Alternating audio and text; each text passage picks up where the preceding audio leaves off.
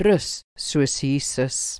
Markus 4 verse 37 en 38 sê, 'n ewige stormwind het opgekom en die golwe het in die boot geslaan, sodat die boot reeds vol water begin word het. Hy self was egter agter in die boot op die kussing aan die slaap.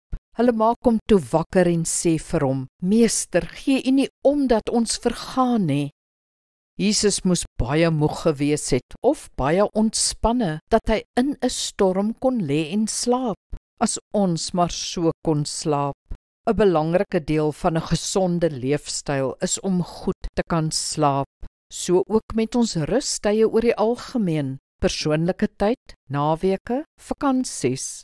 Om goed te rus bring nuwe energie, verhoog immuniteit en werk die effekte van stres teë.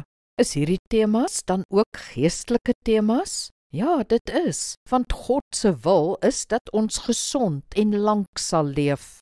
Ontwikkel dus gesonde slaapgewoontes, sodat jy elke nag voldoende diep slaap kan kry. Staan ook by goeie grense wat jou werk betref. Jy mag nie net werk nie. Jy moet ook tyd maak vir rus, vir ontspanning, vir persoonlike groei, vir geestelike dinge. Ja, dis God se wil. Kom ons bid saam. Hemelse Vader, dankie vir wonderlike, koesterende, herstellende en gesonde slaap. Help my ook om die balans tussen werk en rus reg te kry. Amen.